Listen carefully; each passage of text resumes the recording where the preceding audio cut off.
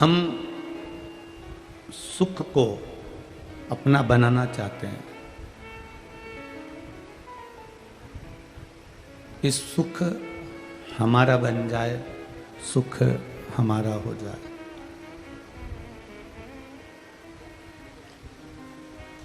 परशु महापुराण की कथा कहती है सुख और दुख ये दोनों मेहमान की तरह हैं। थोड़ा समय आता है अच्छा, फिर चले जाता है, फिर बेकार समय आ जाता है, फिर वो चले जाता है, फिर वापस अच्छा समय आ जाता है, फिर वो चले जाता है, फिर बेकार आया, वो चले गया। सुख और दुख ये अतिथि की तरह है, मेहमान की तरह है, जाना आना इनका लगा रहता है। परशु महापुराण की कथा कहती है सुख दुख अतिथि की तरह आएंगे और जाएंगे। शिव तत्व कह रहा है, शिव महापुराण कह रही है सुख दुख भले अतिथि हों, पर मेरे भोलेनाथ को, मेरे डोलेश्वर महादेव को, मेरे पशुपति नाथ को, कुबेर भंडारी को, मेरे शंकर को, मेरे विश्वनाथ को तुम अपने परिवार का एक सदस्य बना लो। क्योंकि सुख दुख तो आएंगे और जाएंगे, पर महादेव हमारे परिवार का सदस्य बन जाए। मेरे भोलेनाथ, मेरे शंभु, मेरे त्रिकालदर्शी, मेरे कैलाशी, मेरे शंकर अपने परिवार का एक सदस्य बन जाए। फिर अतिथि कितने भी आए और अतिथि कितने भी जाएं, कितने भी मेहमान आ रहे हो, कितने भी जा रहे हो, सुख कितना भी आ रहा हो, दुख कितना भी आ रहा हो, सुख दुख कितना भी आना जाना चालू हो, कितना भी आना जाना चालू हो, उससे कोई मतलब नहीं पड़ता। सबसे मूल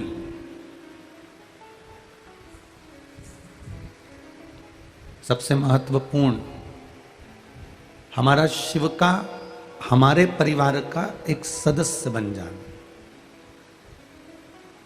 और जब भोलेनाथ जी अपने परिवार के सदस्य बन जाएंगे, शंकर भगवान अपने परिवार के सदस्य बन जाएंगे, तो जो घर का सदस्य होता है वो घर में घर जैसा रहता है, अतिथि जैसा नहीं रहता, मेहमान जैसा नहीं रहता।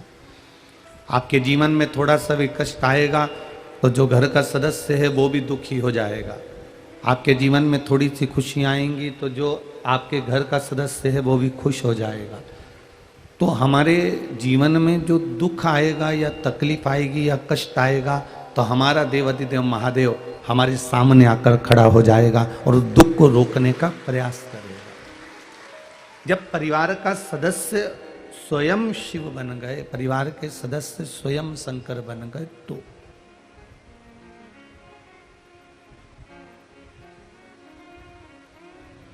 मैंने तेरे ही भरोसे बाबा, क्वालिटी नहीं आ रही है बिल्कुल भी, तेरे ही भरोसे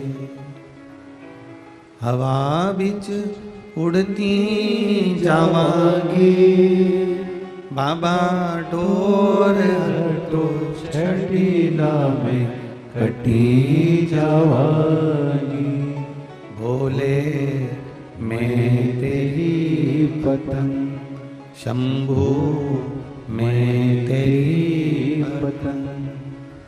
अतिथि में और परिवार के सदस्य में अंतर होता है।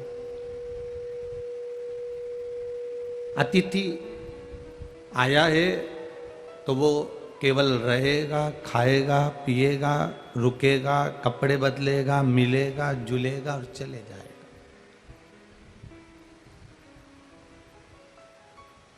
खुद के घर में और होटल में जमीन आसमान का अंतर होता है।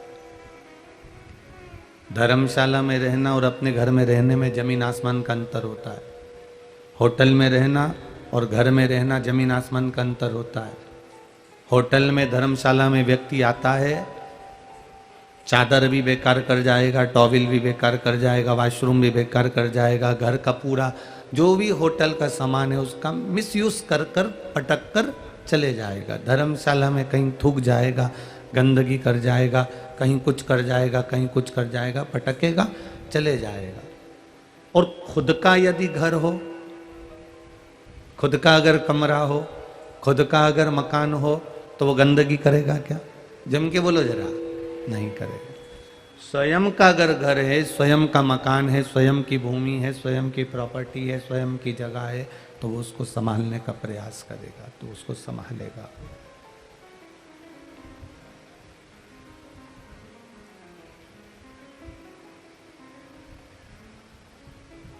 परमात्मा जिस दिन हमारा हो गया, मेरा देवाधिदेव महादेव जिस दिन हमारा हो गया, मेरा उगड़दानी त्रिकालदर्शी कैलाशी अविनाशी मेरा डोलेश्वर महादेव जिस दिन हमारा हो गया, अपना हो गया, फिर जैसे अपने घर को हम संभाल कर रखते हैं, अपने कमरे को हम सजा कर रखते हैं, अपने घर को हम संजो कर रखते हैं, अपने घर की हम सफाई रखते हैं, जिस दिन इस आत्मा का मालिक परमात्मा हो गया, उस दिन इस शरीर को संभालने की जवाबदारी उस परमात्मा की हो जाती है।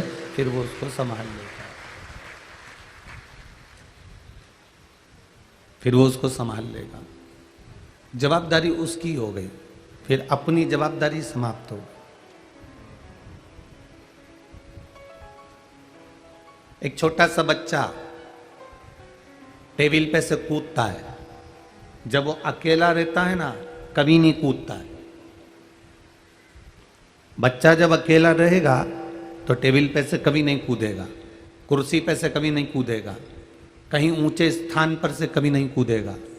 जब उसके माता पिता बैठे हों, जब उसके माता पिता रह रहे हों, जब उसके माता पिता वहाँ सामने होंगे, तो वो ऊंची टेबल पे से भी कूद जाएगा, ऊंचे स्थान पे से भी कूद जाएगा, ऊंची जगह से भी कूद जाएगा, क्योंकि उसको मालूम है अकेला हूँ, कूदूंगा, कोई मुझे झेलने वाला नहीं रहेगा, कोई मुझे उठाने वाला नहीं रहेगा। पर जब उसके माता पिता सामने होते हैं, तब वो टेबल पे से कूद जाता है, पलंग पे से कूद जाता है, ऊंची जगह पे से कूद जाता है, क्योंकि उसको मालूम है कि सामने मेरे माता पिता बैठे हैं।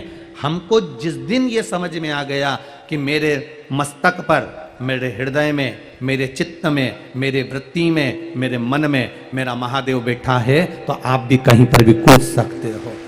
जब आपकी वृत्ति में आ जाएगा कि शिव मेरे साथ में है, भगवान भोलेनाथ मेरे साथ में है, तो आप कहीं पर भी कूद सकते हो। ये काम करना है, कर लूंगा, वो काम करना है, कर लूंगा। क्यों? क्योंकि काम मैं नहीं करता, प्रभु आपकी कृपा से सब काम हो रहा है। फिर मैं नहीं करूंगा, करेगा वो देवाधिदेव महादेव, क्योंकि आपके भीतर वो उतर कर बैठ गया, आपके अंदर वो आकर समा कर बैठ गया, आपकी चित्तवृत्ति में वो परमात्मा कर बैठ गया, आपकी बुद्धि में, आपके नयनों में, आपकी श्रवण शक्ति में, आपके हृदय में, सब जगह पर वही बैठा हुआ है। बस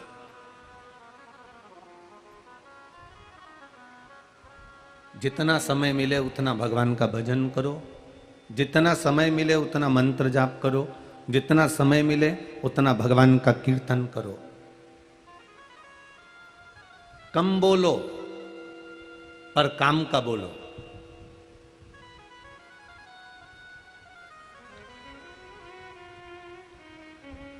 कम बोलो, काम का बोलो। नेपाल से लोग इंडिया जाते हैं और इंडिया से लोग नेपाल आते हैं। अब इनका खुद का मोबाइल तो काम करता नहीं है। बोलो रे जी हाँ, करता है क्या? नहीं करता। खुद का मोबाइल तो काम करता नहीं है, तो कहाँ जाते हैं वो? STD PCO पर जाते हैं। बोलो बोलो, सही है कि गलत है? अब वो इंडिया में, नेपाल का व्यक्ति अगर इंडिया पहुंच गया तो वो STD पर जाएगा, और यहाँ का व्यक्ति अगर इंडिया गया है तो STD PCO पर जाएगा। तो वो STD PCO पर जब बात करता है, उसका पैसा लग रहा है, इसलिए उतनी बात करता है जितनी उसको काम की कहना है। अब वो क्या बहुत घंटों तक उठा के बात करता रहेगा? जीजी ने रोटी खाई कि नहीं खाई, काका जी गया कि नहीं गया, गाय को पानी पिलाया कि नहीं पिलाया, छत पे पक्षी आया कि नहीं आया, कबूतर को दाना दिया कि नहीं दिया, पीछे गए थे कि नहीं गए थे, खेत पर कौन गया था, ट्रैक्टर कहाँ रखा हुआ है, ट्रैक्टर का पहिया कैसा है, ट्राली का पहिया कैसा है, गाड़ी की डिक्की में सामान क्या क्या रखा है। फालतू की बात करेगा क्या? नहीं करेगा। एसटीडी पर गया है तो एसटीडी पर जाने पर जब वो थोड़ी सी देर कॉल लगाता है तो केवल काम की बात करता है। मैं वीरगंज पहुंच गया हूं, कथा में बैठ गया हूं, घर पे सबको कह देना आराम से भोजन कर रहा हूं, कथा को सुन रहा हूं, चिंता बिल्कुल मत करना। 5 बात में उसने पूरी बात खत्म कर दी और तुरंत कॉल को रख दिया एसटीडी पर, क्योंकि उस जगह पर उसको मालूम है कि ये एसटीडी है, यहां पर जितना बोलेंगे उतना पैसा लगेगा, काम की बात बोलेंगे तो सब अच्छा रहेगा। उसी तरह परमात्मा के मंदिर में जाओ, एसटीडी से काल दूसरी जगह लग रहा है, वहां पर तुम उतना ही बोल रहे हो जितना लग रहा है। भगवान के मंदिर जाना, देवालय जाना, परमात्मा की चौखट पर जाना, शिवालय जाना, वहां बैठकर परमात्मा के सामने उतना ही बोलना जितना तुम परमात्मा तक सूचना पहुंचाना चाहते हो, उससे अधिक नहीं बोलना। आप उतना बोलो जितना उसके द्वार पर जाकर हम सूचित कर दें, उसकी चौखट पर जाकर सूचित कर दें, उसके द्वार तक हम सूचित कर दें, उससे ज्यादा नहीं।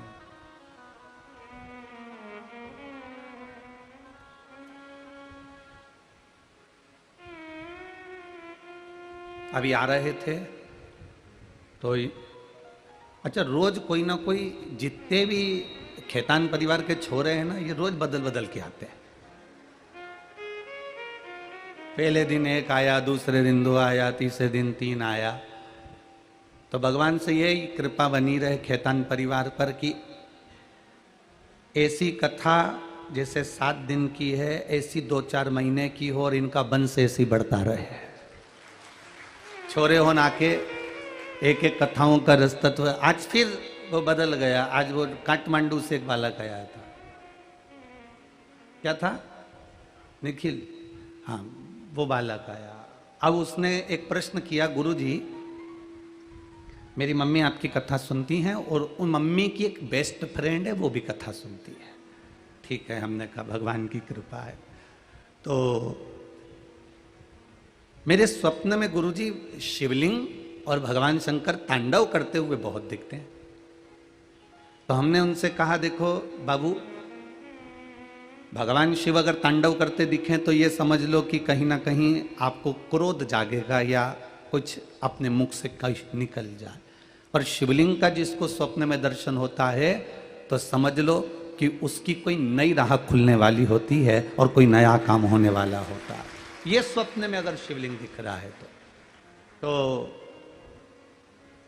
अब उस बालक ने कहा गुरुजी मैंने सपना देखा था, उसके बाद 15 दिन हो गए, अभी तक तो कोई राह नहीं खुली।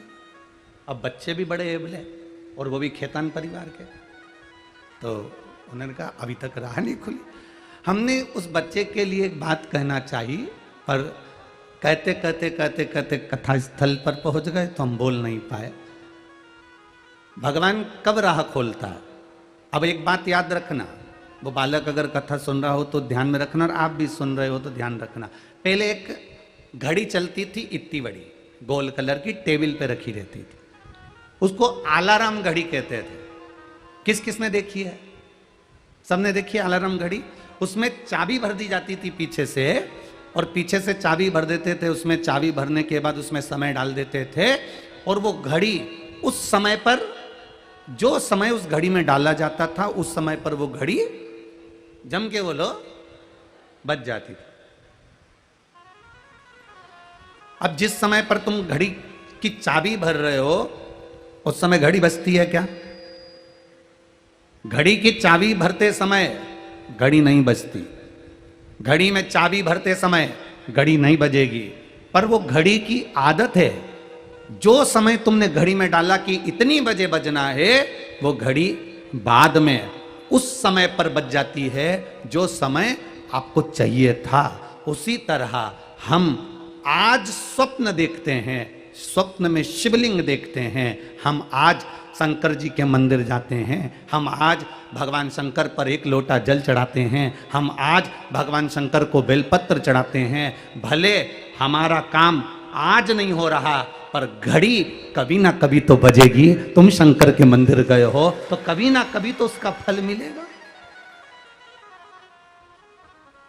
तुम शिव जी के मंदिर गए हो तो उसका फल कभी ना कभी जरूर मिलेगा। तुम भगवान शंकर की चौखट पर गए हो तो उसका फल तुम्हें जरूर कभी ना कभी मिलेगा। तुम भगवान के द्वार गए हो तो उसका फल तुम्हें जरूर मिलेगा। तुमने अगर शिव महापुराण की कथा को पंडाल में बैठकर श्रवण किया है, टीवी पर सुना, मोबाइल पर सुना, उसका फल कभी ना कभी जरूर मिलेगा। आपका और हमारा मिलन तो कभी हुआ नहीं। एक पत्र आया, देखिए।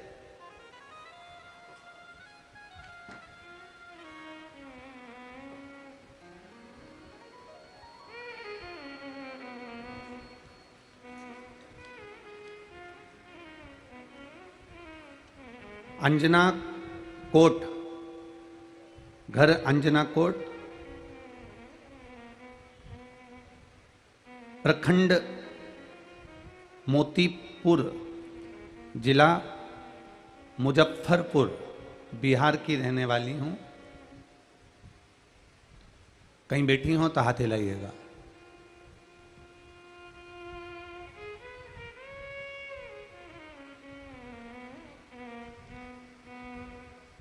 अनामिका कुमारी, मुजफ्फरपुर से आई हूं। घर अंजना कोट, मोतीपुर, मुजफ्फरपुर। मोबाइल नंबर ये है। कहीं बैठी हो तो हाथ हिलाए। कहीं बैठी हैं? आप ही हैं? हाथ हिलाइएगा। ऐसे कर दीजिए। श्री शिवाय नमस्तुभ्यम। गुरुजी, मेरी शादी को 10 साल हो गए थे, पर संतान का सुख नहीं था। सारे डॉक्टरों से इलाज करवाया, दूर दूर तक हम इलाज करवाने के लिए गए, पर संतान का सुख नहीं हुआ। हमारे परिचित ने कहा कि टीवी पर कथा आती है, केवल टीवी के सामने बैठकर आस्था चैनल पर कथा सुनना और बाबा से प्रार्थना करना। सियोर वाला महाराज कुछ कुछ बता देता है कभी कभी। बस टीवी के सामने कथा सुनना चालू करा। और आपने पशुपतिनाथ के व्रत का वर्णन करा। तुमरुका जी की सफेद आंकड़े की जड़ वाला प्रयोग बताया। बस मैंने सारे डॉक्टरों का इलाज करवा चुकी थी, आखिरी में हार चुकी थी। शादी के 10 साल निकल गए थे, संतान का सुख नहीं था। पर बाबा की कृपा से जब मैंने पशुपतिनाथ का व्रत करा और सफेद आंकड़े की जड़ का प्रयोग करा, तो 10 साल के बाद बाबा ने मेरी गोदी भर दी। उस बच्चे को लेकर मैं यहाँ आई। बच्चा आया है साथ में? ले आओ, ले आओ, ले आओ, जल्दी लाओ। 10 साल के बाद बाबा की कृपा से मेरे घर संतान की प्राप्ति हुई है। मेरा बच्चा 3 महीने का है, इसलिए मैं उसको यहाँ पर प्रणाम कराने के लिए लेकर आई हूँ। बाबा की कृपा, उसकी उदारता, ये शिव तत्व है, ये औघड़ी है। हमने उसका भजन किया। फिर निवेदन करेंगे, घड़ी में आप समय भर दीजिए। आपने घड़ी की केवल चाबी भर दी, आपने घड़ी में चाबी भर दी है, आपने घड़ी के अंदर चाबी भर दी है। राम जी ही कृपा करने वाले हैं।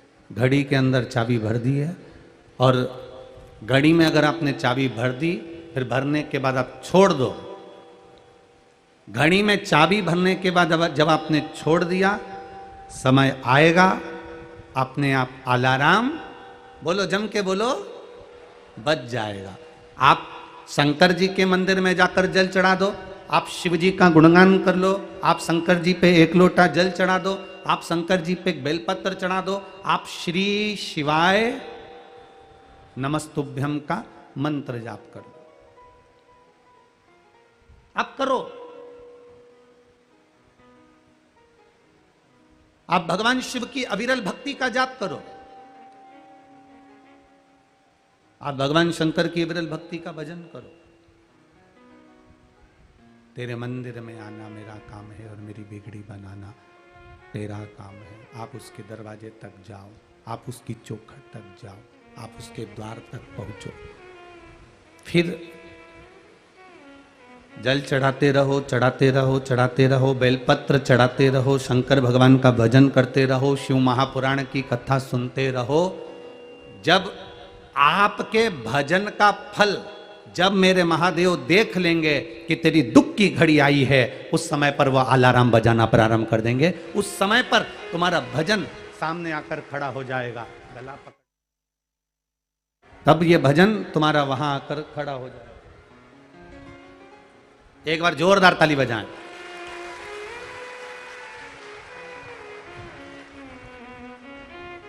बोल काशी विश्वनाथ भगवान की, डोलेश्वर महादेव की, कुबरेश्वर महादेव की।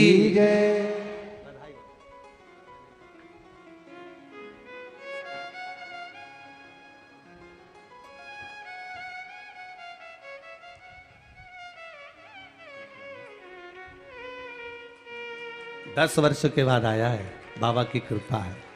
शिव तत्व की ओर जाएं, हम करें उसका भजन, हम करें उसका स्मरण, हम करें उसका मंत्र जाप, हम करें उसका नाम जाप। और जब हम भजन करते रहेंगे, भजन करते रहेंगे, स्मरण करते रहेंगे, मंत्र जाप करते रहेंगे, कीर्तन करते रहेंगे, नाम जाप करते रहेंगे, तब उसकी जब मर्जी होगी, उसकी जब कृपा होगी, उसकी जब दया होगी, तब हमारा कल्याण वो कर देगा। ये उसके ऊपर है, ये उसकी करुणा के ऊपर है। तेरे मंदिर में आना मेरा काम है और मेरी बिगड़ी बनाना तेरा काम है। हम उसकी चौखट तक पहुंच जाएं, हम उसके द्वार तक पहुंच जाएं, हम उसके दरवाजे तक पहुंच जाएं, फिर मर्जी उसकी है, वो क्या साध रहा है, क्या कर रहा है, ये उसके ऊपर है।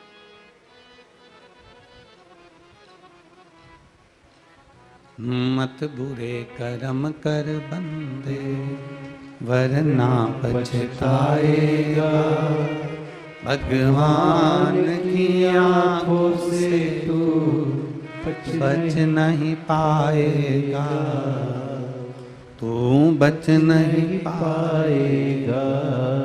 अरे ओ अज्ञानी मत कर नादानी, अरे ओ अज्ञानी मत कर नादानी, तेरे कर्म का फल भी तू ही पाएगा, जैसा किया तूने तेरे आगे आएगा। मत बुरे कर्म कर बंदे, वरना पछताएगा, भगवान की आंखों से तू बच नहीं पाएगा, तू बच नहीं पाएगा। हम अपना कर्म किए जाएं, हम अपना भजन किए जाएं, हम अपना मंत्र जाप किए जाएं, हम अपना श्री शिवाय नमस्तुभ्यम किए जाएं, हम अपना पंचाक्षर मंत्र नमः शिवाय जपे जाएं, हम अपना षडाक्षर मंत्र ओम नमः शिवाय जपे जाएं। जब उसको कृपा करना होगी तब वो कृपा अपने आप कर देगा, और ऐसी कृपा करेगा कि हाथ पकड़कर भव से पार उतार देगा। इससे बढ़कर सुख और कोई चाहिए नहीं।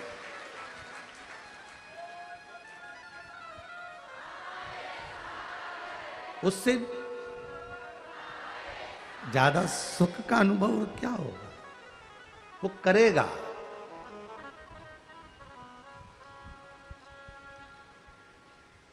कम बोलो, काम का बोलो। कैसा बोलो? काम का बोलो। मंदिर में जाओ, सत्संग में जाओ।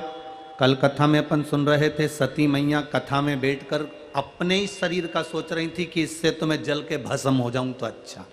भस्म हुई कि नहीं हुई? आप में से कई लोग ऐसे भी होते हैं, दूर से आए होंगे, जगह बैठने की नहीं मिली होगी, खड़े होंगे तो अपने मन में सोच रहे हैं काय को आ गया, परेशान हो गया, धूप में खड़ा हूं, गर्मी इतनी तेज पड़ रही है, बहुत परेशान हो गया। अब कथा में खड़े होकर तुम भगवान का भजन करने आए हो कि अपने आप को कोसने आए हो? यदि आप खड़े होकर यहां अपने आप को कोस रहे हो तो फिर तैयारी कर लेना कि जिंदगी भर कोसने को ही प्राप्त होगा। आप अच्छा सोचो, पंडाल में पहुंचने से पहले, कथा में पहुंचने से पहले भगवान को धन्यवाद देना कि बड़ी कृपा करी सरकार, आपने बड़ी कृपा करी मेरे भोलेनाथ, हमारे पास में कथा करवा दी। कहाँ सीहोर कथा सुनने जाते, कहाँ दूर दूर कथा सुनने जाते, खेतान परिवार ने यहाँ बुला लिया और हम लोग कथा सुनने यहाँ बैठ गए। ये प्रभु कृपा है। ये एक बहन ने पत्र लिखा है, यहीं की है।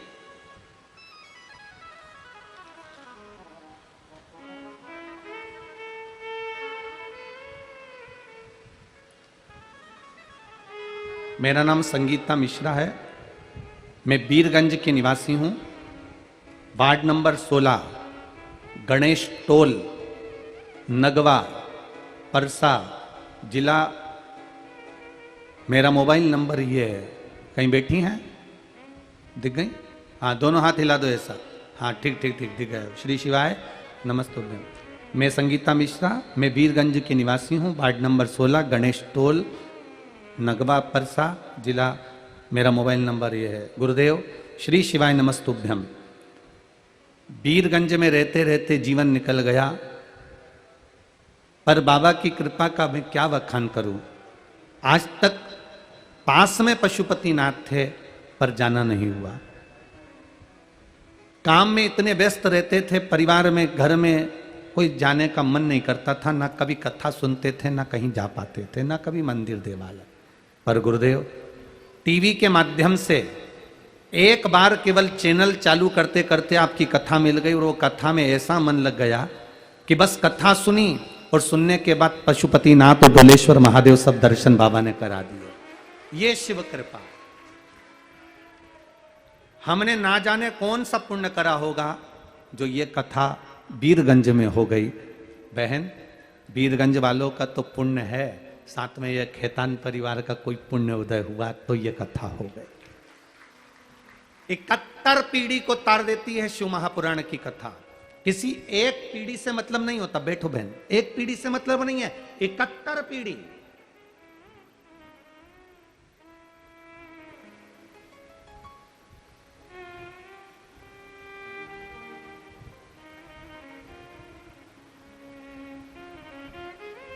कोई अधोगति में मर गया, अचानक मर गया, अटैक में मर गया, चलता फिरता मर गया, गर्भ में मर गया, अधोगति में मर गया।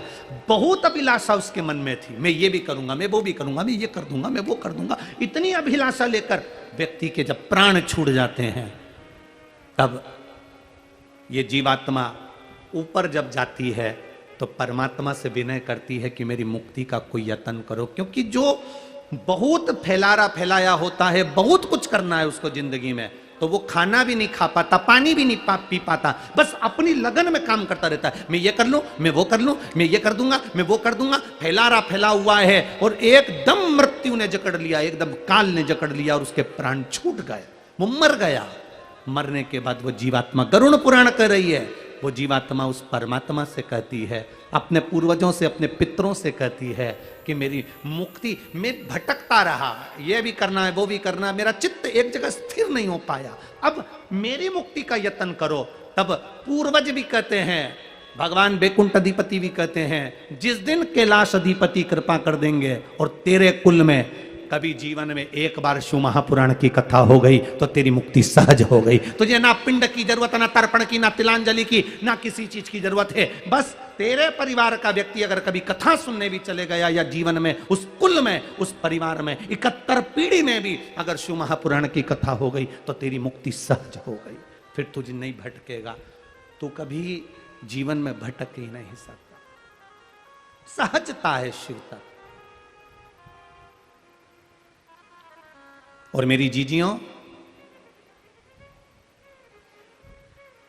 मेरी बहनों और मेरे भाई, मेरी माताएं जब इस कथा को सुनती हैं, उनका गर्भ, किसी नारी का 3 महीने का, कोई 4 महीने का, कोई 5 महीने का, कोई 6 महीने का, कोई 8 महीने का गर्भ किसी का गिर जाता है, कोई कुंवारी अवस्था में मर जाता है। वो नारी जब कथा सुनकर जाती है, वो पुरुष अगर कोई कथा सुनकर जाता है, जिस मार्ग से निकल कर जाता है, जिस गांव में निकल कर जाता है, जिस रास्ते से निकल कर जाता है, उस रास्ते में जितनी माताएं इस नारी का मुख देखती हैं या जितने पुरुष इस पुरुष का मुख देखते हैं कथा सुनने वाले का, तो शिव पुराण कहती है उनकी भी 71 पीढ़ी में अगर कोई अधोगति में मर गया तो उसका भी कल्याण हो जाता है। ये वो शिव महापुराण की कथा, कोई सहज नहीं है शिव महापुराण की कथा कि सहजता में मिल गई। सारी पुराणे सहजता में मिल सकती है, जब तुम चाहो तब करवा सकते हो, जब तुम्हारी मर्जी पड़े तब तुम करवा सकते हो। क्योंकि भागवत कथा के यजमान है राजा परीक्षित, रामचरितमानस के यजमान है राजन काशी नरेश। प्रत्येक पुराण का यजमान कोई ना कोई राजा हुआ है। केवल शिव महापुराण के यजमान केवल देव आदिदेव महादेव और माता पार्वती हैं, इसके सिवा कोई नहीं। यहां 7 दिन तक अगर खेतान परिवार भी पूजन करने बैठ रहा है, 7 दिन तक ये पति पत्नी का जोड़ा भी पूजन करने बैठ रहा है, तो ये शंकर और पार्वती की कृपा से बैठ रहा है, शिव पार्वती के तत्व के रूप में बैठ रहा है। आप अगर कथा सुनने के लिए बैठ रहे हो, आप अगर कथा सुनने के लिए आए हो, चाहे बिहार से आए हो, चाहे नेपाल के हो, जहां के भी आप लोग हो, कथा सुनने के लिए आए हो, तो ये आपको स्वयं शिव ने साधा। एक बंगाल से, कलकत्ता से कोई बहन कथा सुनने के लिए आई, कलकत्ता से, उसने भी अपना वर्णन लिखा।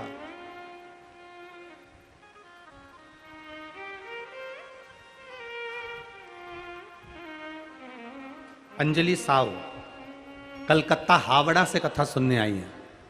अंजलि साव कलकत्ता हावड़ा से आई है। कहीं बैठी हो तो हाथ हिला सकती है। अंजलि साव कलकत्ता हावड़ा से कथा सुनने अपनी मां को लेकर आई है, जिनकी मां अपने घर से कभी बाहर नहीं निकलती थी। उस मां का मन करा, टीवी पर कथा सुनते सुनते ये शरीर बेकार हो गया है, कभी आज तक घर से बाहर नहीं निकली, ये शरीर चल नहीं पाता, मन है एक बार कथा सुन लूं। बेटी ने कहा नेपाल में हो रही है, दूसरा देश, अपने देश में कहीं हो तो अपन चल चले। ना ना, फिर मौका मिले ना मिले, तुम चल नहीं पाओगी, चल नहीं सकोगी, सब चलूंगी। और वो अपनी माँ को लेकर यहाँ पहुंच गई कथा सुनने के लिए, माँ भी चलकर आई। ये शिव तत्व है, ये शंकर है, ये उघड़ी है। हम केवल कथा के पंडाल में नहीं बैठे हैं।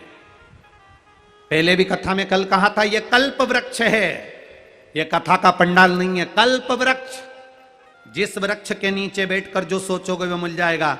एक चोर को नहीं मालूम था, एक व्यक्ति को नहीं मालूम था कि मैं कहाँ बैठा हूँ। जंगल में जाते जाते एक वृक्ष के नीचे अंधेरे में पड़ गया, भूख लगने लगी, विचार करा इस जंगल में कहाँ से भोजन आएगा, पर भूख लग रही है, कहीं से भोजन आ जाए तो अच्छा। उसको नहीं मालूम था कि कल्प वृक्ष है, उस वृक्ष के नीचे उसके लिए चांदी की थाली में भोजन लगकर आ गया, उसने भोजन कर लिया।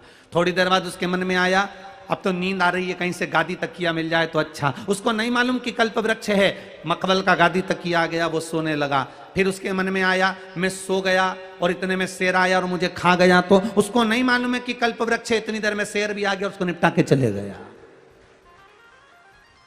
उसको मालूम नहीं कि मैं कल्प वृक्ष के नीचे बैठा हूं। शंकर भगवान की कथा जिस क्षेत्र में होती है, शिव जी की कथा जिस जगह पर होती है, शंकर भगवान की कथा जिस पंडाल में होती है, जिस स्थान पर होती है, वो जितनी देर शंकर का नाम उच्चारण होता है उतनी देर वो कल्प वृक्ष होता है। उसके नीचे बैठकर हम जो मांगते हैं, 3 महीने में मेरा देव अधिदेव महादेव ये झोली को भरकर पहुंचा देता है। यह कोई सहज है शिव तत्व? उसको सुनना मात्र, श्री शिवाय नमस्तुभ्यम मंत्र का उच्चारण कर लेना, शिव तत्व को जान लेना, यह सहजता नहीं। उसको पहचानो, उसको जानो, और जब हम उसको जानेंगे तो अपने आप एक सुख का भान होगा, एक आनंद की अनुभूति होगी, शिव तत्व की प्राप्ति होगी। उसको जानने, कम बोलो और कैसा बोलो, काम का बोलो, व्यर्थ मत बोलो। आज के जमाने में हर व्यक्ति व्यर्थ बोलने में लगा हुआ है। काम की चीज तो बोलता ही नहीं बिल्कुल भी। कितनी गर्मी पड़ रही है, अब तुम अपने दोस्त से कह रहे हो कितनी गर्मी पड़ रही है। अब ये फालतू बात नहीं तो और कौन सी अच्छी बात है। उसको मालूम है ना कि गर्मी पड़ रही है, तो बोलने की जरूरत क्या थी, फालतू की बात। फिर बोला आजकल जमाना बड़ा बेकार हो गया, 2000 का नोट फिर बंद हो गया।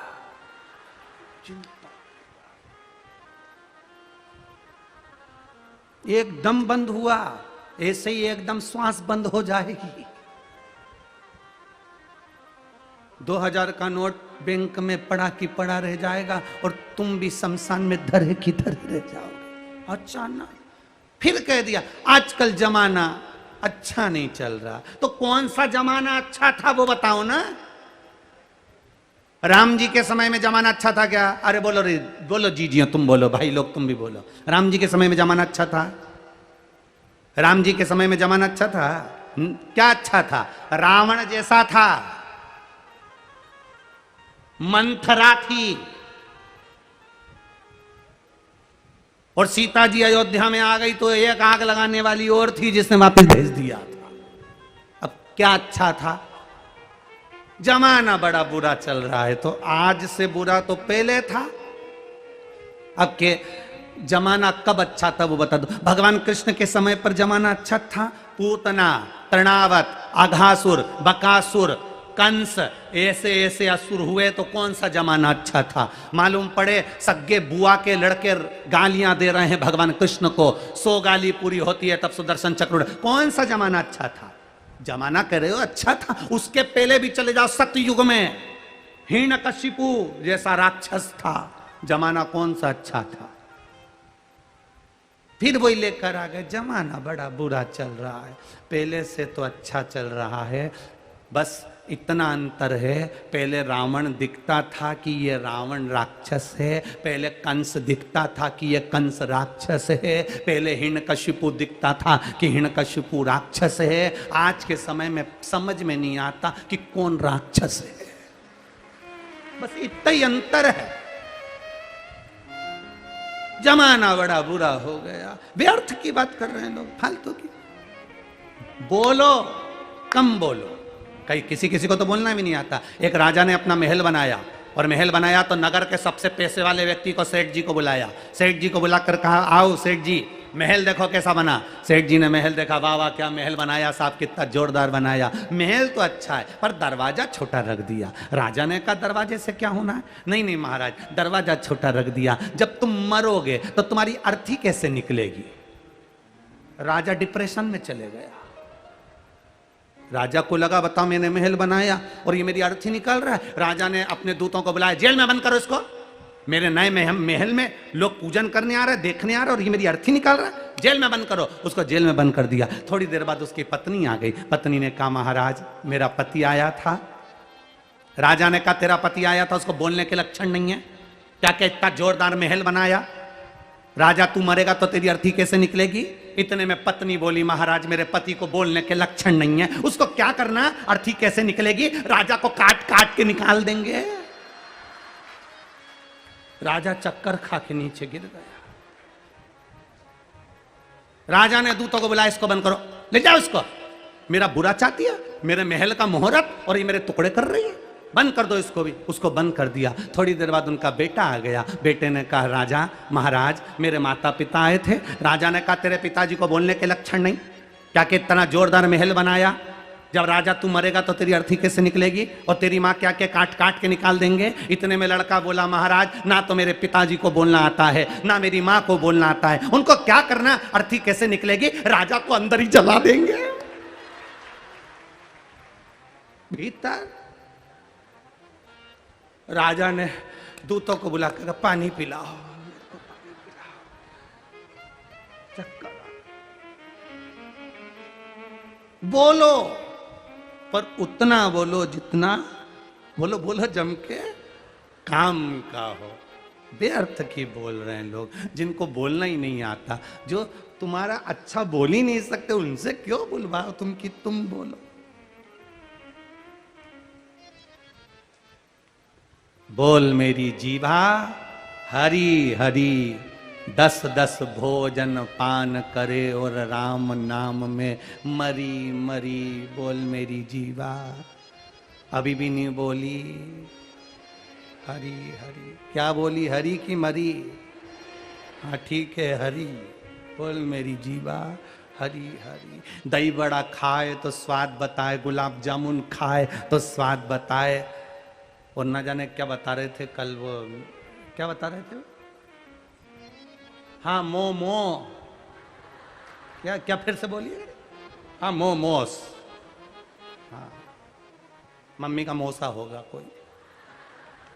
क्या क्या मोमोस खाए तो स्वाद बताए, और वो मीन मीन चाउमीन वो खाए तो स्वाद बताए। ये जीवान कितनी विचित्र है, हर चीज का स्वाद बताती है, खाने के नाम सबसे आगे रहती है, सब खाएगी। और जो भगवान का भजन गाने का समय आ जाए, थोड़ी देर सिर पे पल्लू लेके माला लेने बैठी, उतनी देर में राम।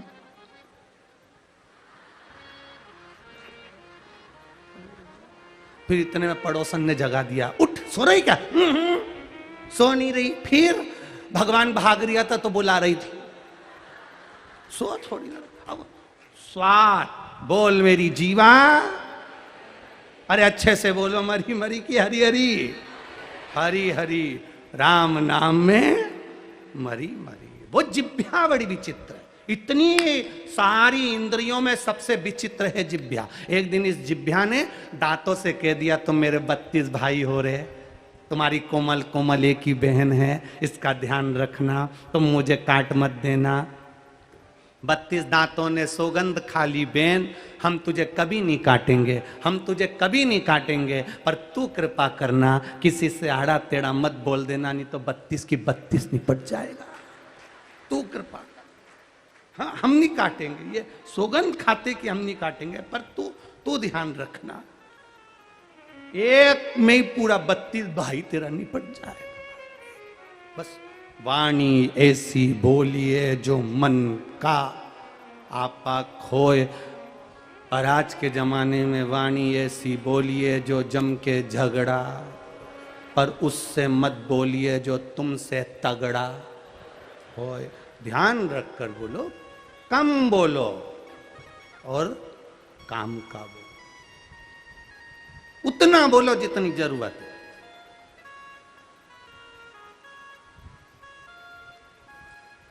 बड़ा विचित्र संसार है, बड़ा विचित्र। समझो,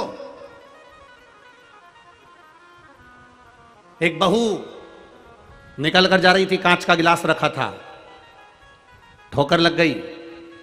सास ने चिल्लाकर कहा, देखकर नहीं चल सकती है, अंधी हो गई है, अकल नहीं है, यही सीखा अपने माँ बाप के यहां से। बहू ने कह दिया, मम्मी गलती हो गई, अब गलती नहीं होगी, प्रणाम करा, बहू चली गई। दूसरे दिन सास निकल के आ रही थी, गिलास में ठोकर लग गई, गिलास फूट गया। अब कौन बोला? बोलो बोलो, तुम बोलो। बहू नहीं बोली, फिर सास बोली, यही सीख के आई हो अपने माँ बाप के यहां से, गिलास यहां रखना था, ये गिलास रखने की जगह है, इतना बड़ा घर पड़ा हुआ, गिलास वहां रखना चाहिए कि बीच में रखना चाहिए? मतलब बहू गलती करे तो भी उसकी गलती। समझ गई क्या तुम? फिर नहीं बोलू कथा, आगे चले। बहू गलती करे तो भी बहू की गलती, और सास गलती करे तो भी। गिलास यहां रखना था, किसने रखा यहां पर? कौन ने रखा? बस। तो समझो कि विचित्र जीवन है। आप किसी से कुछ मत बोलिए, अपनी मस्ती में जितना बोलो कम बोलो, और जितना समय मिले उतनी देर भगवान के भजन में लगे रहो, यही जीवन की सार्थकता है, ये जीवन का आनंद। जितना भजन कर सकते हो उतना करो, जितना करो।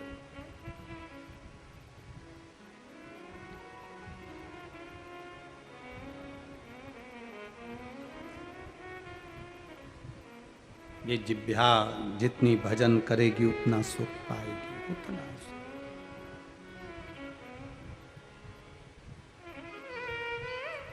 जितने भजन में इसको रमाओगे उतना सुख ये देगी। आलसी शरीर है, बहुत बहुत आलस भरा हुआ इस शरीर के अंदर, भजन में नहीं लगता ये मन। बड़ी मुश्किल से कथा में मन लगता है, लगाना पड़ता है, थोड़ी देर लगता है, उसके बाद फिर उच्चिष्ट हो जाता है, फिर उच्चिष्ट।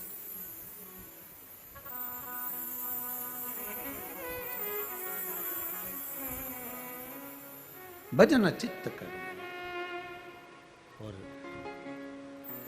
जब आपका भजन चित्त आनंदित हो जाए तब परमात्मा का मिलन श्रेष्ठ कर हो। तेरे डमरू की धुन सुन के मैं काशी नगरी आई हूँ। तेरे डमरू की धुन सुन के मैं काशी नगरी आई हूँ। तेरे डमरू की धुन सुन के मैं काशी नगरी आई हूँ। तेरे डमरू की धुन आओ सुन से गाइए। के मैं काशी नगरी आई हूँ। मैं काशी नगरी आई हूँ। मैं काशी नगरी आई हूँ। मैं काशी नगरी आई हूँ। मैं काशी नगरी आई हूँ।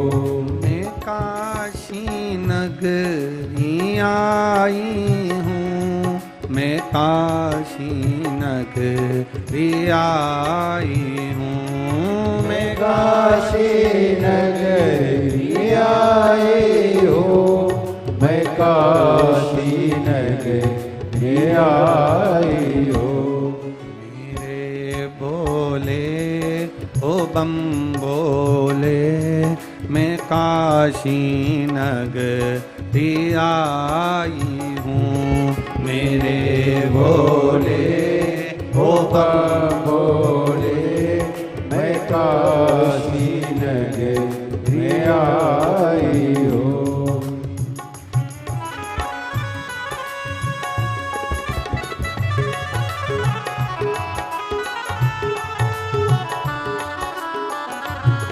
राधे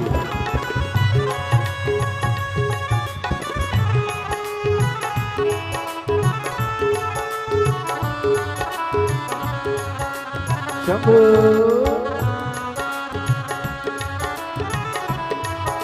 हरि बोल। जय हो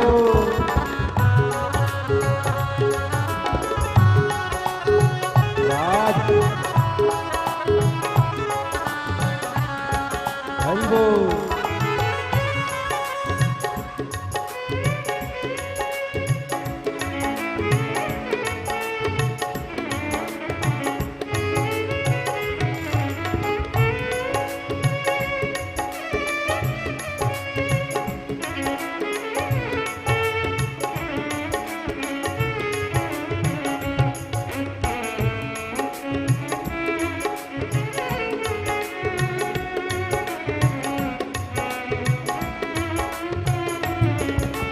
जय हो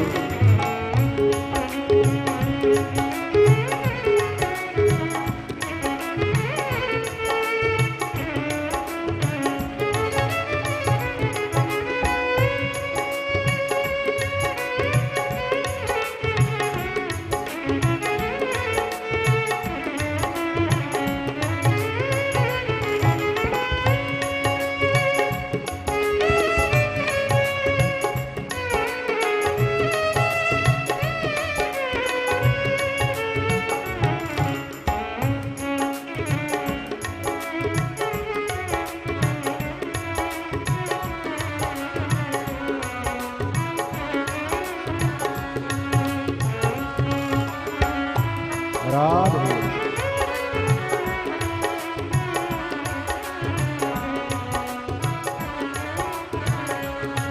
सुना है हमने ओ भोले तेरी काशी में गंगा है। सुना सुना है हमने ओ भोले तेरी काशी में गंगा है। सुना है हमने ओ भोले तेरी काशी में गंगा है। सुना है हमने ओ भोले तेरी काशी में गंगा है। उसी गंगा में नहाने को मैं काशी नगरी आई हूँ।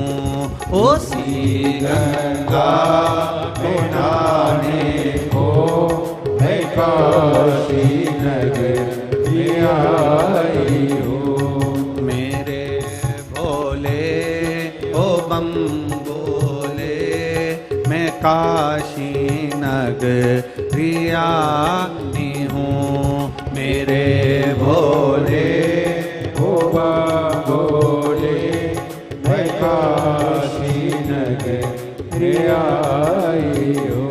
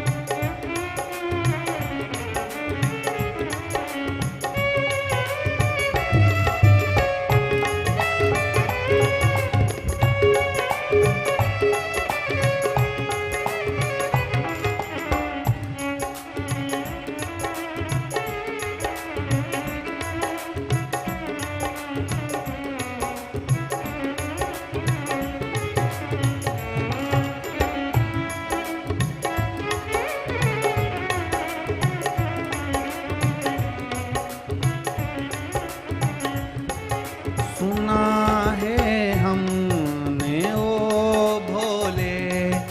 तेरी काशी में मुक्ति है। सुना है हमने ओ भोले तेरी काशी में मुक्ति है। सुना है हमने ओ भोले तेरी काशी में मुक्ति है। सुना है हमने ओ भोले तेरी काशी में मुक्ति है। उसी मुक्ति को पाने को मैं काशी नगरी आई हूँ। उसी मुक्ति को पाने को मैं काशी नगरी आई हूँ। मेरे भोले ओ बम भोले मैं काशी नगरी आई हूँ। मेरे भोले ओ बम भोले मैं काशी नगरी आई हूँ।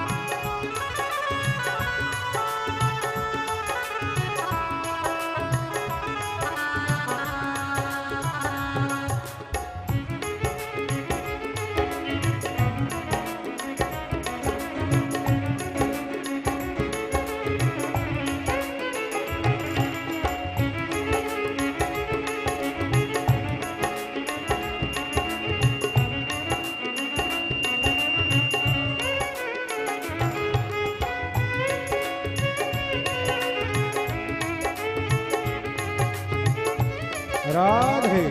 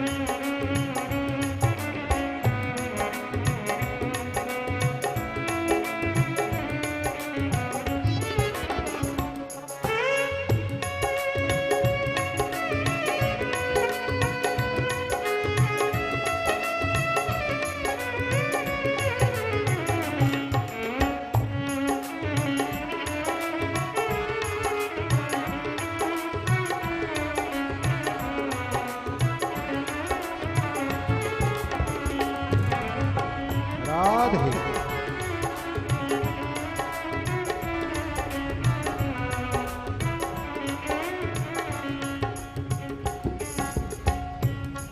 सुना है हमने ओ भोले तेरी काशी में गौरा है। सुना है हमने ओ भोले तेरी काशी में गौरा है। सुना है हमने ओ भोले तेरी काशी में गौरा है। सुना है हमने ओ भोले तेरी काशी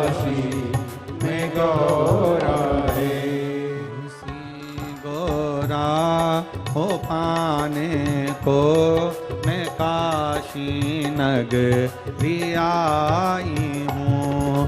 उसी गौरा को पाने को मैं काशी नगरी आई हूँ। मेरे भोले ओ बम भोले मैं काशी नगरी आई हूँ।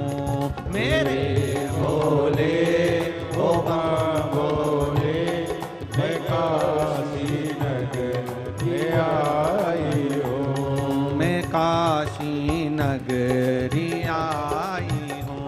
मैं काशी नगरी आई हूँ। मैं काशी नगरी आई हूँ। मैं काशी नगर में आई। हर हर महादेव।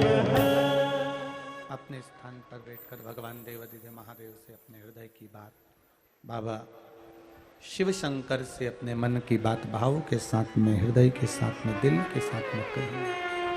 जहां जगह मिले वहां बैठकर बड़े आनंद के साथ, बड़े भाव के साथ अपने मन की बात को बाबा से कहने का प्रयास करिए। श्री शिवाय नमस्तुभ्यं। श्री शिवाय नमस्तुभ्यं। श्री शिवाय नमस्तुभ्यं। श्री शिवाय नमस्तुभ्यं। श्री शिवाय नमस्तुभ्यं। भोला सब दुख काटो मारा, ओ भोला सब दुख काटो मारा।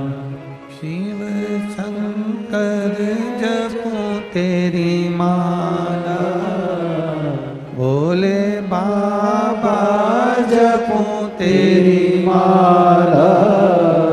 भोला सब दुख काटो मारा, ओ भोला सब दुख काटो मारा। वेश है मंगल मंगलकारी, वेश है मंगल मंगलकारी। शमशान वासी हमारा, शमशान वासी हमारा। ओ भोला सब दुख काटो मारा, ओ भोला सब दुख काटो मारा। शिव कथा कर रही है। जितना मन में लगे उतना हम परमात्मा से हृदय की बात कहें। पार्वती मैया का भाग्य देखकर देव ऋषि नारद ने कह दिया था कि ये इनको जो पति मिलेगा वो भस्मी रमाने वाला, जटा जूट बांधने वाला मिलेगा, मृगछाला पहनने वाला, जटा जूट बांधने वाला, भस्मी रमाने वाला, ऐसा पति पार्वती जी के भाग्य में लिखा हुआ। ठीक है, तुम्हारी किस्मत में क्या लिखा है ये तो वो जान सकता है। किसी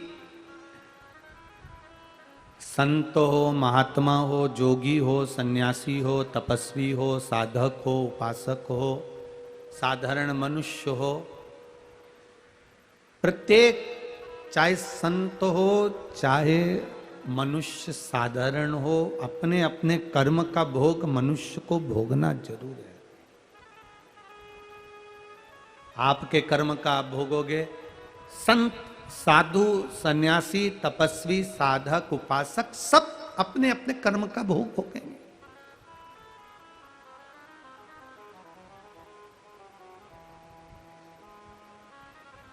और कोई दुनिया की ऐसी ताकत नहीं जो तुम्हारे दुख को काट दे। दुनिया में केवल एक ताकत है, वो है भगवान का भजन और भगवान को चढ़ाया गया एक लोटा जल, जो तुम्हारी तकलीफ को काट सकता है, तुम्हारे दुख को काट सकता है। शिव जी को समर्पित एक लोटा जल, भगवान शंकर का किया गया भजन, भगवान शंकर का किया गया कीर्तन, भगवान की गई भक्ति तुम्हारे दुख को काट सकती है। तुलसीदास जी ने भी अपने भाव में लिखा, कलयुग केवल नाम धारा, सुमर सुमर नर उतरई पारा। कलिकाल में नाम की आधारशिला को महत्व दिया है कि भगवान के नाम को जितना जपोगे उतने अपने दुख को काट सकोगे।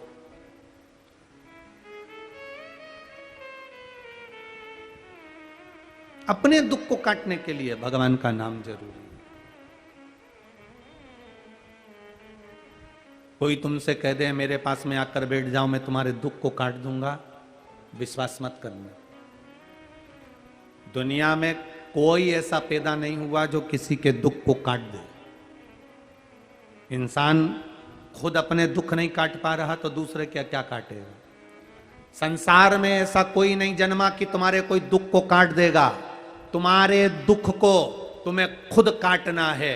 जैसे तुम्हें छींक आएगी तो तुम्हें खुद को छींकना है, तुम्हें खांसी आएगी तो तुम्हें खुद खांसना है, तुम बीमार होगे तो दवाई भी तुमको खुद खाना है। उसी तरह अपने दुख को अपन को स्वयं भगवान की सेवा कर कर भजन कर कर काट देना है, कोई दूसरा नहीं काट सकता।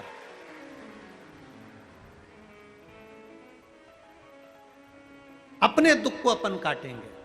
पार्वती मैया के भाग्य में लिखा था, देवर्षि नारद ने कहा इनको जो पति मिलेगा मृग छाला बांधने वाला, भस्मी रमाने वाला, जटा जूट बांधने वाला, इनको जो पति मिलेगा वो नग्न वेशधारी मिलेगा। मैनावती ने सोच लिया मैं अपनी बेटी की शादी नहीं करूंगी, पर नारद जी ने कहा यदि तुम्हारी बेटी शंकर भगवान की आराधना करे तो वो जटा जूट बांधने वाला, वो मृग छाला पहनने वाला, वो भस्मी रमाने वाला, वो नग्न वेशधारी अगर इनका पति हो गया तो फिर कोई चिंता ही नहीं है। हमने जब परमात्मा को अपना बना लिया, हमने जब भगवान को अपना बना लिया तो फिर चिंता समाप्त। अब सौंप दिया इस जीवन का सब भार तुम्हारे हाथों में, हे हार तुम्हारे हाथों में और जीत तुम्हारे हाथों में।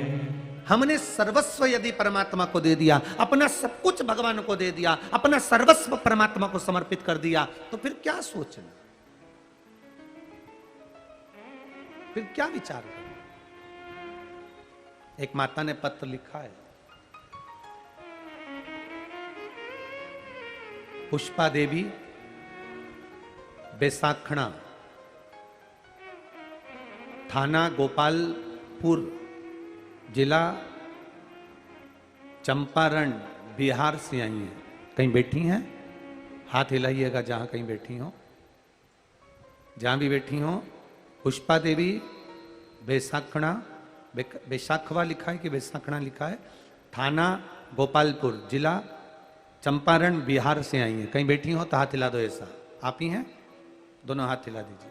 एक बार वापिस हाथ हिला दो।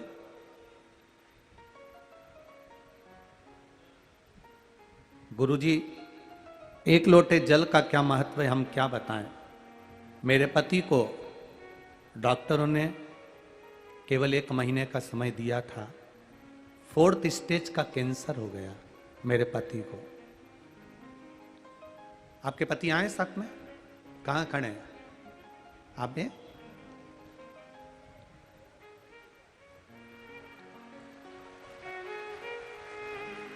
मेरे पति को 1 महीने का समय दिया गया था। बिहार, मुंबई सब दूर दिखा दिया था। डॉक्टर ने 4th स्टेज का कैंसर कह दिया था। आखिरी का 1 महीना, घर में बच्चे, क्या करा जाए। हमारे पड़ोसी ने कह दिया टीवी पर कथा आती है सुन लो।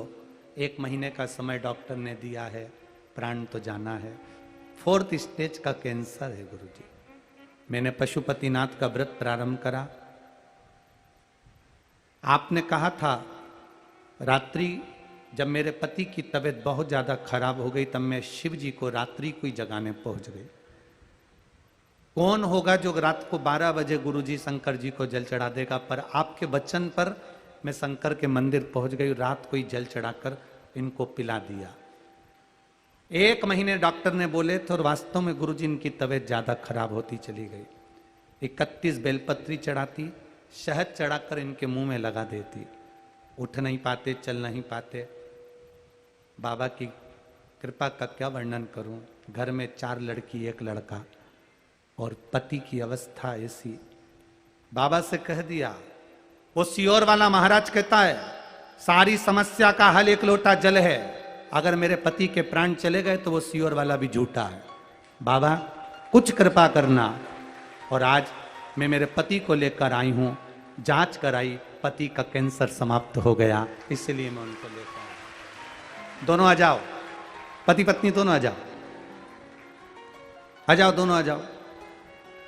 खाली न जाता कोई दर से तुम्हारे, खाली न जाता कोई दर से तुम्हारे, मैं भी खड़ी हूँ नन्ही बाहें पसारे, मैं भी खड़ा हूँ नन्ही बाहें पसारे, अपने हृदय से लगा लो, लगा लो, गिरी जा रही हो, उठा लो, उठा लो, गिरा जा रहा हूँ, उठा लो, उठा लो,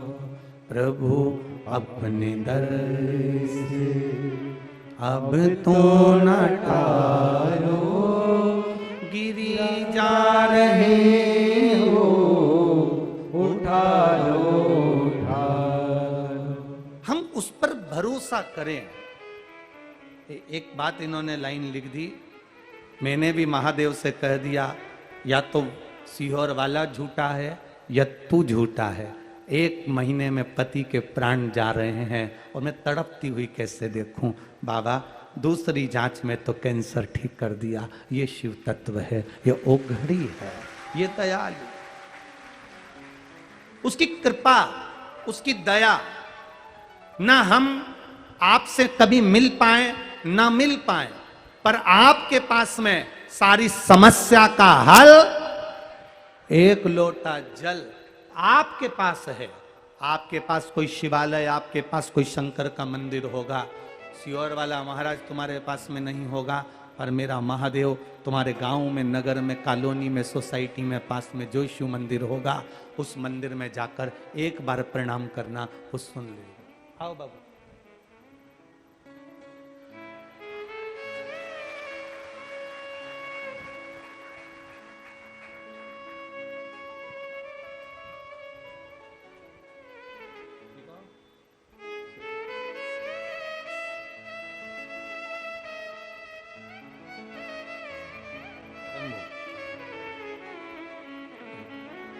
शिवाय नमस्ते।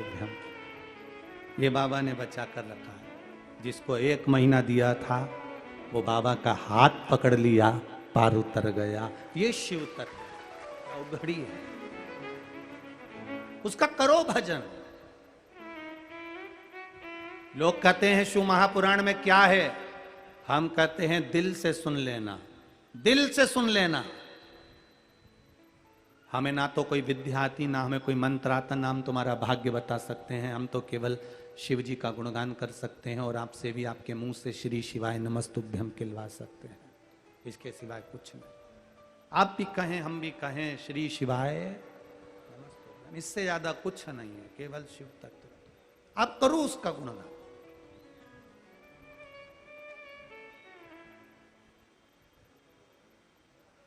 इसी कथा के पंडाल में एक माँ अपने बेटे को लेकर बैठी है। शादी में गोली की फायरिंग ऊपर हो रही थी और बेटे की छाती में 2 गोली लग गई। कहाँ बैठी है वो जिसके बच्चे को गोली लग गई? शादी में फायरिंग ऊपर हो रही थी और बेटे की छाती में 2 गोली लग गई। डॉक्टर ने कह दिया मर गया। कहाँ बैठी है? अगर बैठी हो तो हाथ हिलाना। अपने बेटे को लेकर आइए, उसी बच्चे को साथ में। और डॉक्टर ने कह दिया मर गया। बैठी है कहीं? कहीं बैठी हो तो हाथ हिला देना। मर गया। और पत्र है उसका भी, बच्चे का, आगे कथा में पढ़ेंगे इसको। और मालूम पड़े बेलपत्री को ले जाकर वही स्थान, शिवजी पे चढ़ी हुई एक बेलपत्री का वही भाग उसकी छाती पर मल देना, लगा देना, और बच्चे के हृदय में फिर वापिस पुनः प्राण आ जाना। ये शिव ही कर सकता है, कोई दूसरा नहीं कर सकता।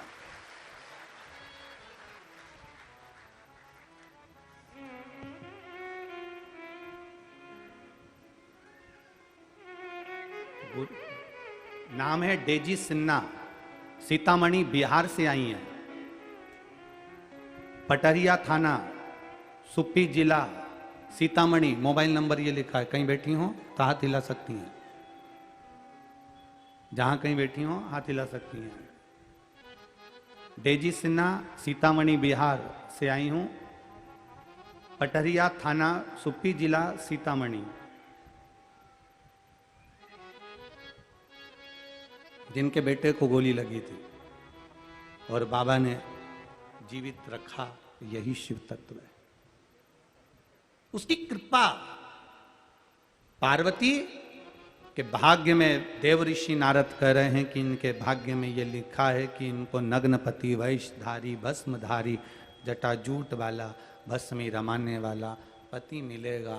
पर भगवान देव ऋषि नारद ने कहा शिव की आराधना कर ले तो शंकर जैसा अगर पति मिल गया तो जीवन सार्थक हो जाएगा। शिव मिल जाए। हम अपने घर का सदस्य देवादिदेव महादेव को बना लिए, फिर दुख समाप्त। कितने लोग हैं जो रोज शंकर जी के मंदिर में 1 लोटा जल चढ़ाने जाते हैं? हाथ उठाओ जरा। जाते हो? देखो, जाना चाहिए। घर के एक एक बच्चे की आदत डाल दो, स्कूल जाने से पहले 1 लोटा जल चढ़ाए। घर में पतियों से कह दो, पति से कह दो 1 लोटा जल चढ़ा कर जाना। तुम जो कमा कर ला रहे हो उसका भोग हम करेंगे, तुम जो दिन भर मेहनत कर रहे हो उसका भोग हम करेंगे, पर अपने कर्म का भोग तुम्हें खुद करना है। झूठ दुकान पर बैठकर तुम्हें बोलना पड़ता है, नौकरी में तुम्हें बोलना पड़ता है, सर्विस में तुम्हें बोलना पड़ता है, फैक्ट्री, दुकान आदि अपने घर को चलाने के लिए ऐसा कोई पुरुष नहीं जिसको झूठ नहीं बोलना पड़ता होगा। झूठ बोलना पड़ता है तो तुम्हारे कर्म का भोग तुम्हें भोगना पड़ेगा। इसलिए 1 लोटा जल चढ़ाओगे तो तुम्हारी दुख की घड़ी में वो चढ़ाया हुआ जल तुम्हारे सामने होगा। तुम्हारी दुख की घड़ी में तुम्हारा चढ़ाया गया 1 लोटा जल तुम्हारे सामने होगा। दुख की घड़ी में तुम्हारा किया गया भजन तुम्हारे सामने होगा। दुख की घड़ी में तुम्हारा किया गया पुण्य तुम्हारे सामने होगा। करो शिव का गुणगान। एक एक बच्चे की आदत, एक एक घर के व्यक्ति की आदत, एक एक प्रति व्यक्ति की आदत डाल दो। 5 मिनट लगेगा। शंकर के मंदिर जाओ, लोटा भर के जल चढ़ाओ। जब तुम जल चढ़ाओगे महादेव तुम्हारा हाथ पकड़ लेगा, फिर जिंदगी भर नहीं छोड़ेगा। वो संभाल लेगा, वो साध लेगा। बोल बम का नारा है, बाबा एक सहारा है, उसके सहारे।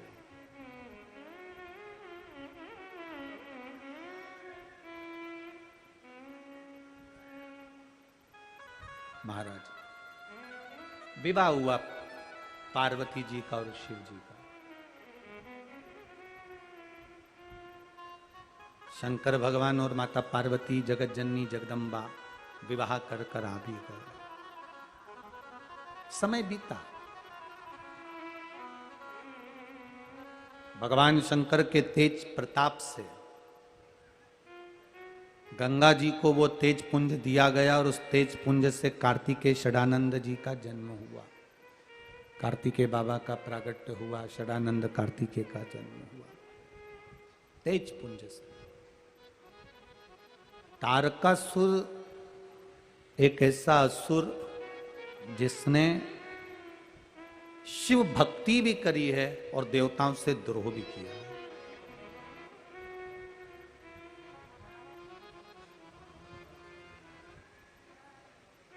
शिव भक्ति भी करी और देवताओं से द्रोह भी रखा। पहले की कथा में आप लोगों को कहा था कि शंकर भगवान का बैर किसी से नहीं है। देवता भी देवादिदेव महादेव का भजन करते हैं, असुर भी भगवान देवादिदेव महादेव का भजन करते हैं, अप्सराएं भी महादेव का भजन करती हैं, गंधर्व भी देव महादेव का भजन करते हैं। सारे जो भी राक्षस हों, देव हों, असुर हों, सब भगवान देवादिदेव महादेव का भजन करते हैं, भगवान शिव की भक्ति में डूबे रहते हैं। हम जिसको कमजोर समझते हैं एक दिन वही बलवान होकर हमारी जिंदगी के सम्मुख में खड़ा होता है। कई लोगों की आदत रहती है कि बैकुंठ अधिपति भगवान विष्णु है, ब्रह्मा जी ब्रह्मलोक के अधिपति हैं, इंद्र इंद्रलोक के अधिपति हैं, कुबेर कुबेर के पद के अधिपति हैं। भगवान शिव को लोग केवल एक सहज मानते हैं कि ये रुद्र है, क्रोधी है, ये गुस्से का देवता है, पर कोई जानता नहीं है शंकर जैसे नम्र देव सारे देवताओं को प्रसन्न कर, ये स्पीकर बंद पड़े हैं, सारे को प्रसन्न करने के लिए आपको अंबर पीतांबर बहुत सारी वस्तुएं चाहिए रहती है, पर मेरे महादेव को प्रसन्न करने के लिए बहुत सारी वस्तुएं नहीं, मेरे महादेव को प्रसन्न करने के लिए केवल एक लोटा जल चाहिए रहता है और एक बेलपत्र, एक बेलपत्र। सत्यम शिवम सुंदरम, ये कथा भी औरंगाबाद में होने वाली 1 जून से। एक बेलपत्र शिव को चाहिए रहता है मात्र। कितना बल है बेलपत्र में।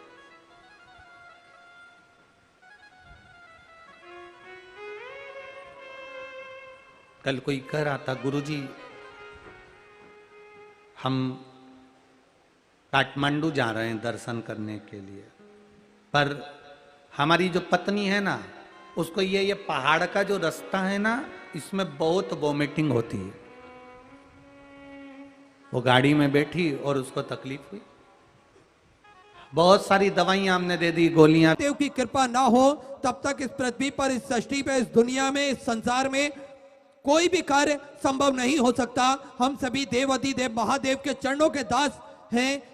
इस सृष्टि के राजा हैं महादेव, जो इस सृष्टि का पालन कर रहे हैं, संचालन कर रहे हैं। हम सभी उनकी शरण में जाएं और निरंतर हम सभी उनका जप स्मरण करते रहें तो निश्चित ही सारी बाधाएं दूर होगी और सभी का कल्याण होगा। क्योंकि पूज्य गुरुदेव ने हम सभी को बड़ा ही सुंदर और सरल तरीका बताया है। महादेव से अपने हृदय की बात बोलने का, कहने का, अपने मन की बात महादेव तक पहुंचाने का बड़ा ही सुंदर और सरल तरीका हम सभी को पूज्य गुरुदेव ने दिया है। एक लोटा जल सारी समस्याओं का हल। एक लोटा जल लेकर हम पास के मंदिर जाएं, देवालय जाएं, शिवालय जाएं और भगवान पे एक लोटा जल चढ़ाएं तो निश्चित ही सारी समस्याओं का निदान निकलेगा, सारी समस्याएं हल होगी। और वैसे भी पूज्य गुरुदेव नित्य नई नूतन कथाएं हम सभी को बताते हैं, समझाते हैं। उन कथाओं के माध्यम से हम सभी सनातन धर्म के लोगों को हमारे पूर्वजों द्वारा जो इतिहास रचे गए हैं, उन इतिहासों के बारे में भी पूज्य गुरुदेव बताते हैं। शास्त्रों में जो लिखा है उसके बारे में हम सभी को पूज्य गुरुदेव बताते हैं। बड़ी ही सरलता से समझाते हैं किस प्रकार हमारे धर्म का जो जड़ें हैं उस तक हम सभी पहुंच सके। ये पूज्य गुरुदेव हम सभी को छोटी छोटी बातों से बताते हैं, समझाते हैं और निश्चित ही ये इन बातों का अंतर हम सभी जीव के ऊपर पड़ता है। आज हम सभी को देखने को मिलता है कि भगवान भोलेनाथ के मंदिर कहीं पर भी हो, पर भक्तों का तांता निरंतर लगा रहता है। भक्त वहां पर जाते हैं, एक लोटा जल चढ़ाते हैं, एक बेलपत्री चढ़ाते हैं। ये सनातन धर्म के लिए सबसे बड़ी ही अच्छी बात है जो सभी धर्म के सभी सनातन धर्म के लोग एक साथ मंदिर जाते हैं। आज मंदिरों में हम सभी को देखने को मिलता है कि बच्चे हो, बूढ़े हो, जवान हो, महिलाएं हो, सभी वर्ग के लोग आज मंदिर जाते हैं, सभी समाज के लोग मंदिर जाते हैं और भगवान पे एक लोटा जल चढ़ाते हैं। ये निश्चित ही हम सभी के लिए बड़ी ही अच्छी बात है।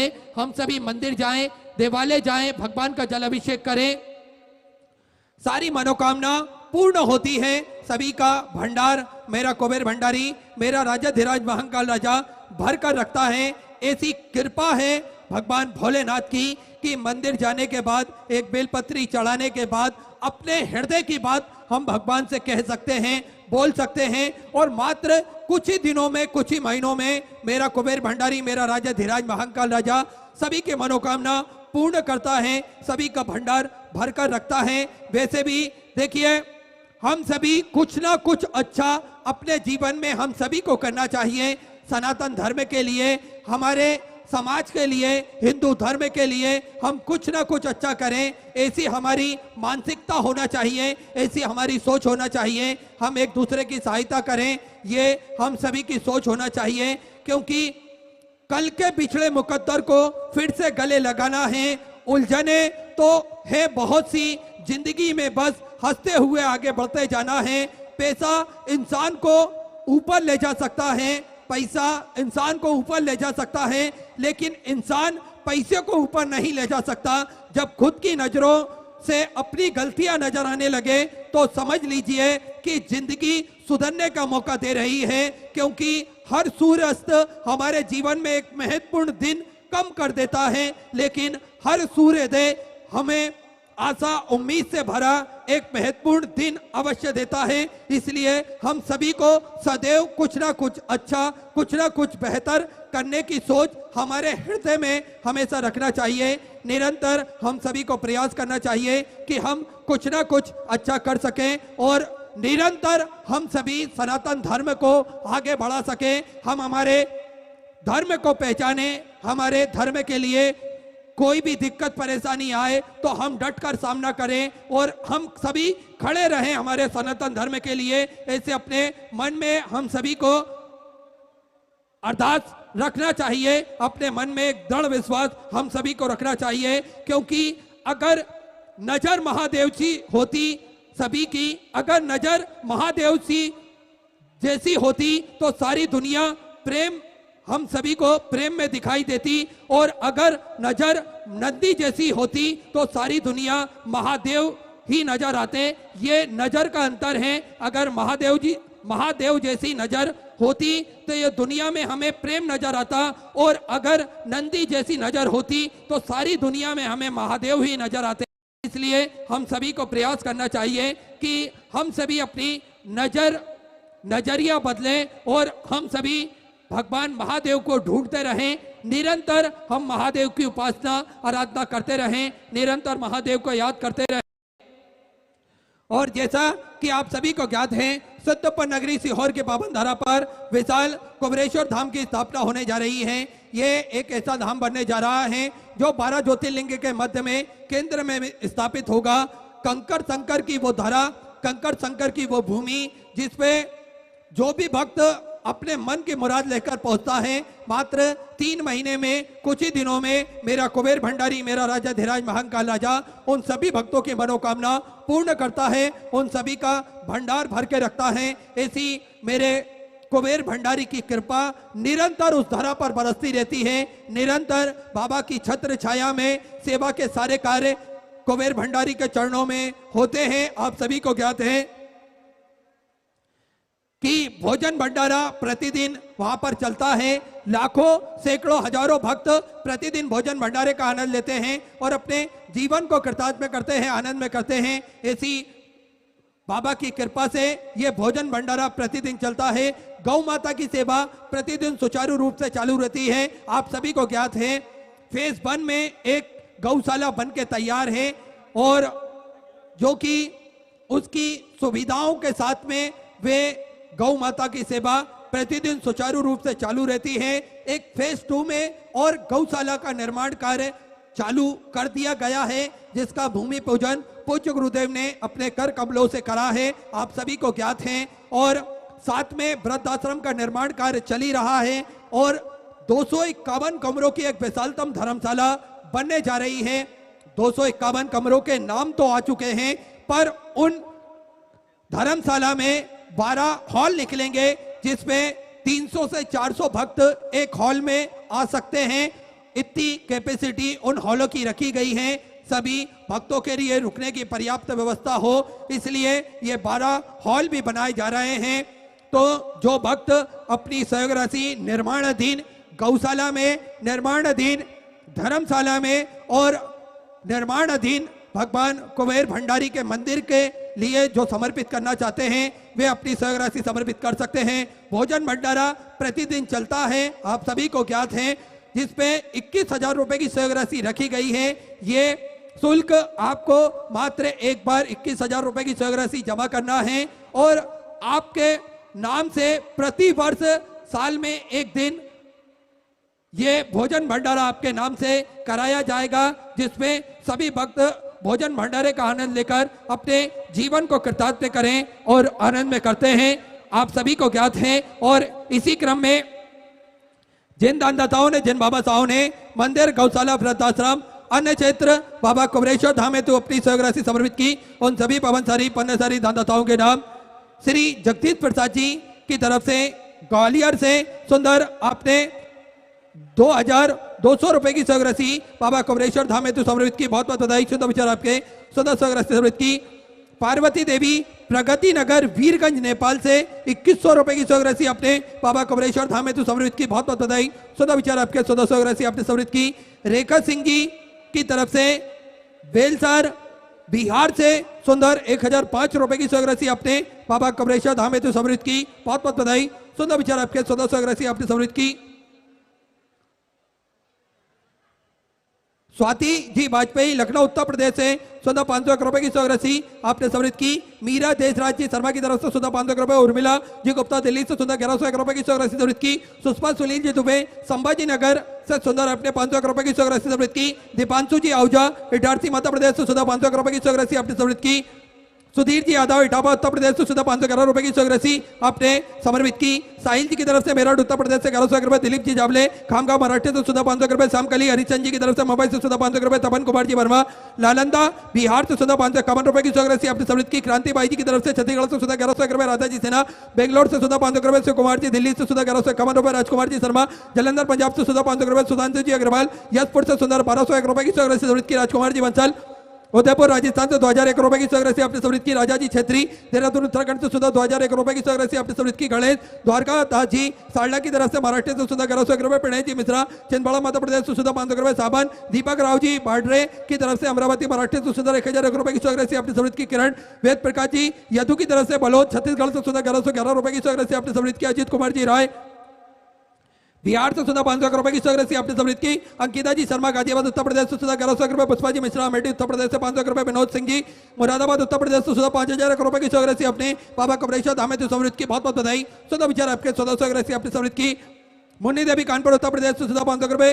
भारती बलीराम जी पवार की तरफ से सांगली महाराष्ट्र से सुधा 500 रुपए की सहयोग राशि समर्पित की। करमचंद देवचंद जी राठौर कन्नौज से सुधा 500 रुपए की सहयोग राशि समर्पित की। गाया बाई जी जब्बू सिंह जी जादव की तरफ से कन्नौज से सुधा 500 रुपए। अशोक कुमार जी यादव की तरफ से दिल्ली से सुधा 500 रुपए। लवली जी पानीपत हरियाणा सुधा 500 रुपए। सचिन जी पांडे रामपुर उत्तर प्रदेश से सुधा 500 रुपए। कल्पना जी कापसे नागपुर महाराष्ट्र से सुंदर 21,000 रुपए की सहयोग राशि देकर आजीवन भोजन भंडार संस्था ग्रहण करी। सुनहरे अक्षरों में अपना नामांकित कराया, बहुत बहुत बधाई। शुद्ध विचार आपके सुधा सहयोग राशि आपने समर्पित की। गुप्तधन में सुधा 1100 रुपए। कमल जी डसाने की तरफ से सुधा 500 रुपए।